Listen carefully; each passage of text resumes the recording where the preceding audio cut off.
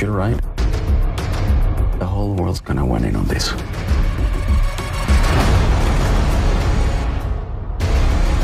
You will never find him. He is one of the disappeared ones.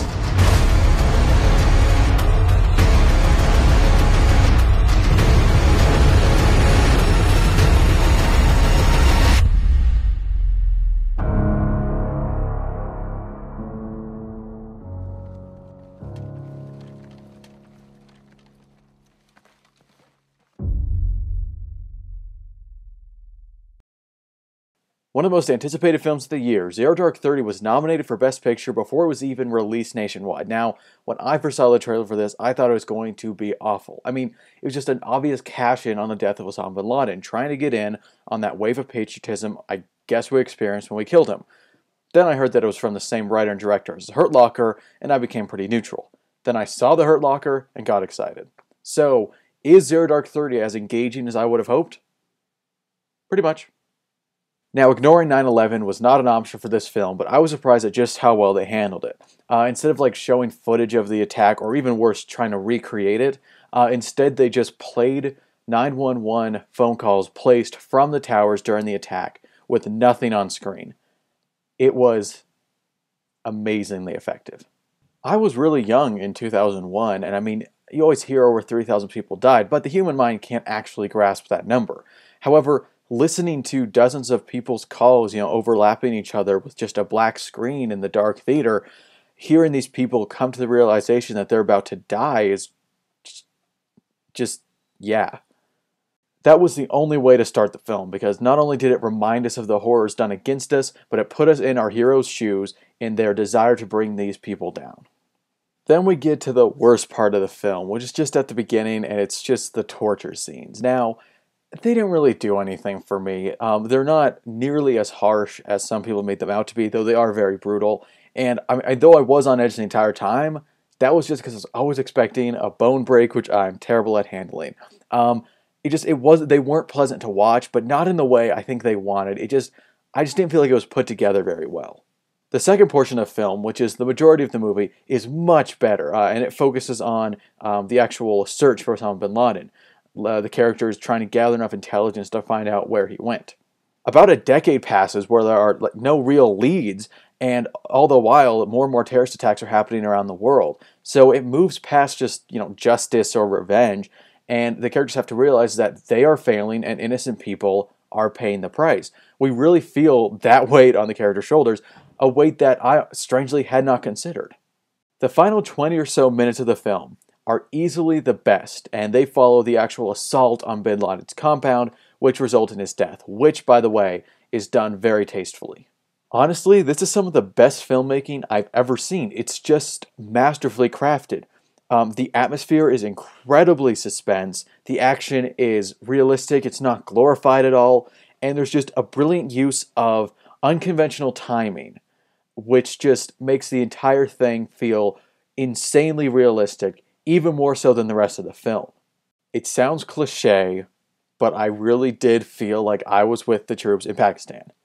It really is an experience. Overall, Zero Dark 30 is really well put together. It's divided into little segments to show kind of jumps in time, which was really smart. And except that besides the second part dragging on a little too long, having a few too many repetitive scenes, it moves along at a very nice pace and never feels as long of a movie as it is. And even over such a long period of time, over a decade, and on such a big scale story, it does do a good job focusing on the human element of it. Now let's talk about the characters, because that seems to be what Kathryn Bigelow is praised for most in her films.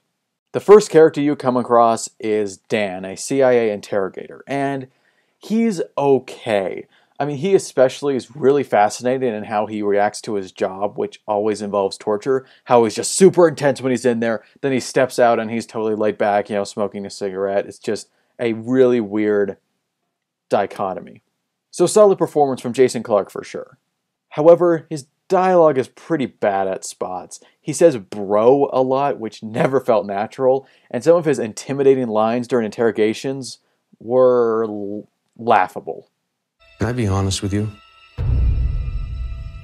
I am bad news. I'm not your friend. I'm not going to help you. I'm gonna break you. Any questions? Okay, calm down, Goldfinger. Jessica, another agent in the group, was really fun and well acted. Unfortunately, she did not have nearly as much screen time as would have liked, but we'll talk about that later. The real focus of the film, and rightly so, is on Maya. Now, she started out kind of shaky for me, mostly because she sounded like a teenager at the beginning, which was really off-putting, and then later it turns out, oh, she actually was recruited right after high school, which she did not pull off at all. However, this is a minor complaint because soon the character is spot on. I loved how human she was. It would have been way too easy just to make her the hardened military female, pretty much Sigourney Weaver's character from Avatar, minus the likability of Sigourney Weaver.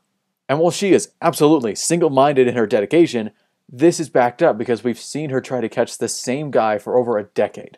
They have scenes where she's utterly overwhelmed by her mission and reaches near her breaking point. Scenes where she falls into a depression at the death of a friend. Scene where she just has dinner with a friend with normal conversation. She's a real person. I was worried after seeing the trailer that we'll get, again, kind of like just this vengeance machine. But instead we get a very interesting and relatable character who is still a total badass. And she even gets a pretty good emotional arc throughout the film. Overall, she's just a good foundation for the rest of the movie. A big problem with Zero Dark 30 is also one of its minor strengths. It is based off a true story, of course, and this helps in a few aspects. For example, it gives it emotional weight. You realize that you're watching what actually happened to real people, not too long ago. Especially given the subject matter, I was interested in seeing how exactly we did catch Osama bin Laden. However, you know that we catch bin Laden, and that does, sadly, take a little bit out of the mystery and suspense of it. There are scenes where everyone but Maya says, oh, there's no way they're in that compound. And you can't help but think to yourself, you're going to okay the operation, let's just get to it. More importantly though, most of the minor characters are just kind of glanced over. They don't get a lot of screen time. And that's because, they come in and out of the main character's life, or they're only there near the end of this movie. Just kind of like real life. People come and go, they show up later. That's real life. And I mean, only a few major characters are actually fleshed out. But I guess that's an acceptable price to pay.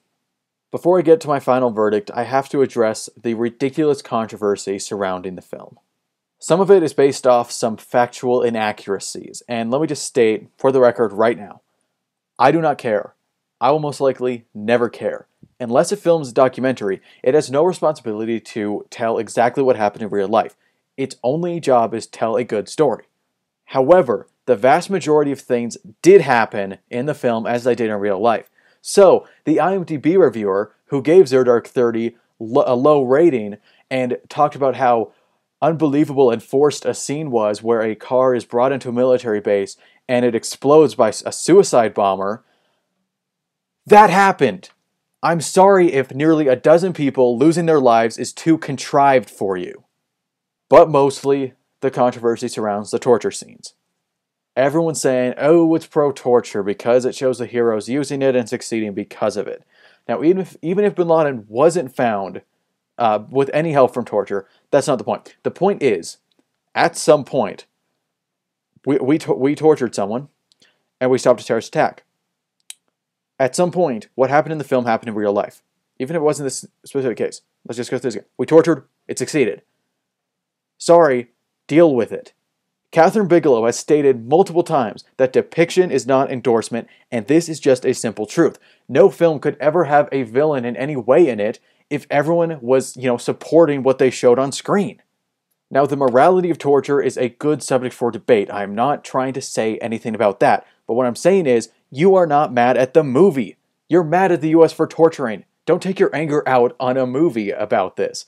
If you can't get over this incredibly irrational emotional response and just think about it for 5 seconds, just 5 seconds, maybe you don't deserve to enjoy this movie anyway. Okay, enough politics. Let's get back to movie talk and wrap this up. Kathryn Bigelow's Zero Dark 30 gets an 83.